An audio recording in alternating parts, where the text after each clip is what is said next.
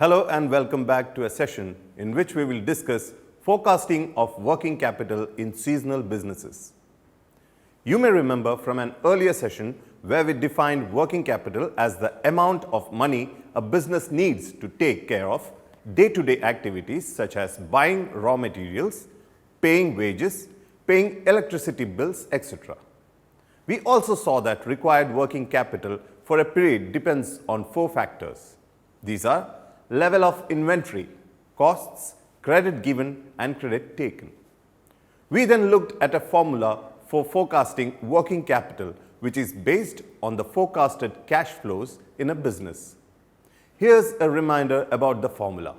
We define required working capital for a period equal to forecasted recurring cash outflow for the period minus forecasted recurring cash inflow for the period minus opening cash balance for the period minus last period's accounts receivable to be collected in the period plus last period's accounts payable to be paid in the period.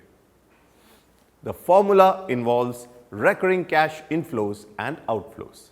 It works quite well when the main cash flows in the most period are recurring ones and when pattern of these cash flows does not change from one period to the next period.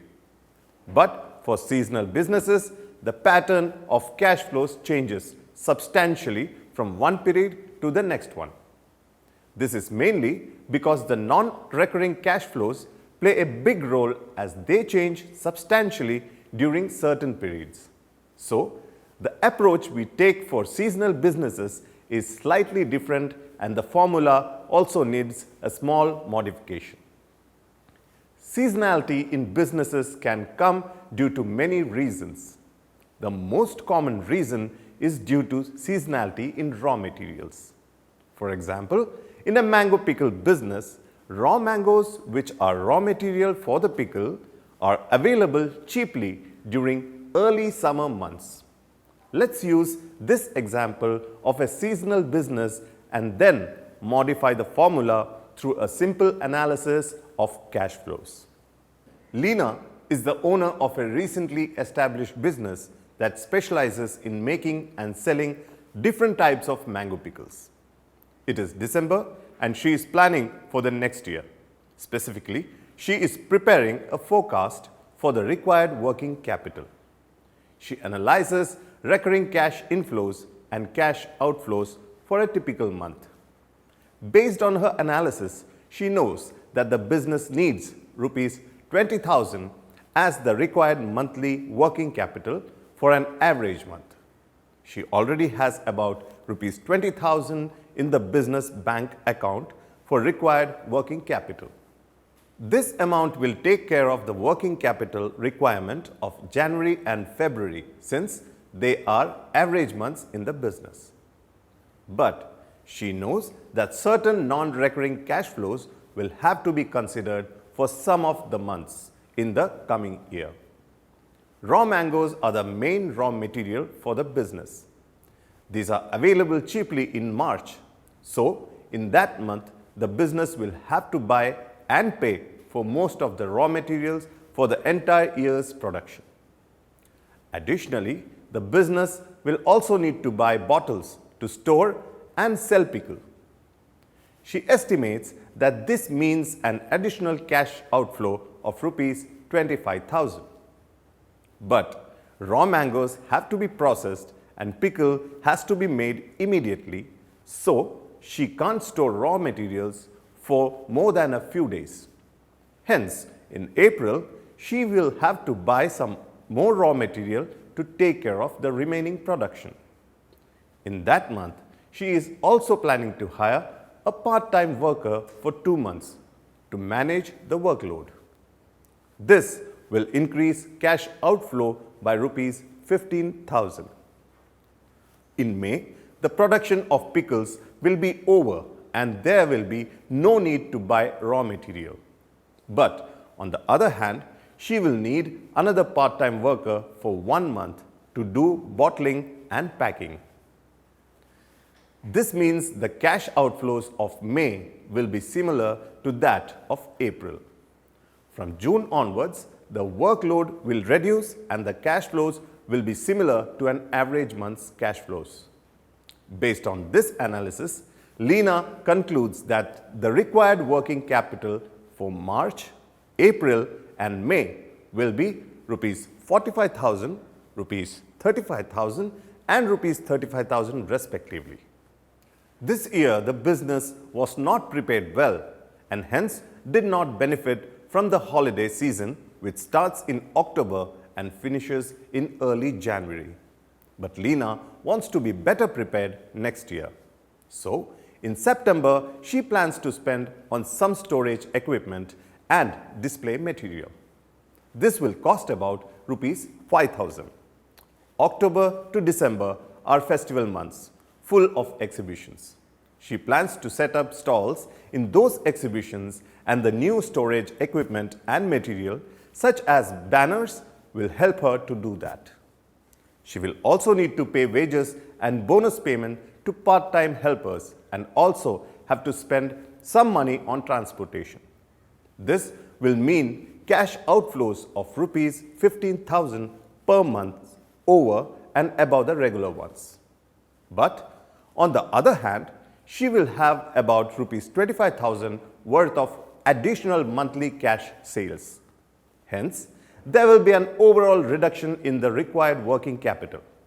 Based on this analysis, she forecasts that the required working capital for 4 months starting with September will be rupees 25,000, rupees 10,000, rupees 10,000 and rupees 10,000 respectively. As we saw in the example, Leena's business is seasonal because of two reasons. The first is related to seasonality of raw material. The second is related to seasonality of sales. During those two periods of seasonality, the required working capital amount is substantially different from the ones during average or non-seasonal months. This is because of the substantial level of non-recurring cash inflows and outflows during seasonal months. We are now ready to make a small change to the formula so that it is applicable to seasonal businesses.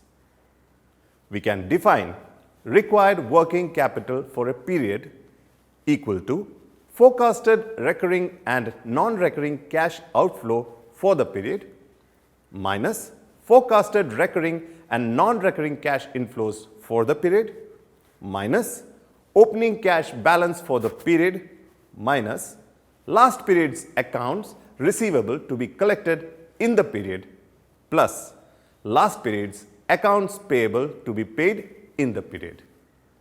Do you think that we can use this formula for regular businesses which are not seasonal? Yes, we can. In fact, this is a generic formula that can be used for any business whether it has seasonality or not. For seasonal businesses, the entrepreneur will have to take extra care and forecast non-recurring cash inflows and non-recurring cash outflows well. It is worth noting another important point about seasonality.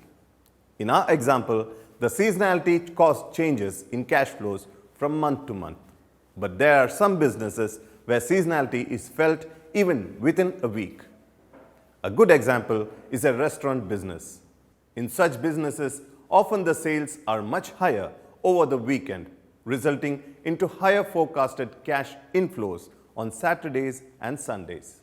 But to take care of higher sales over the weekends, the supplies have to be stocked, typically on Thursday or by Friday.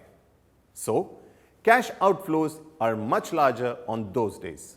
Hence, for restaurant businesses, we have to consider even day-to-day seasonality while calculating forecasted working capital for a day. Let's now summarize the main points which we discussed in this session.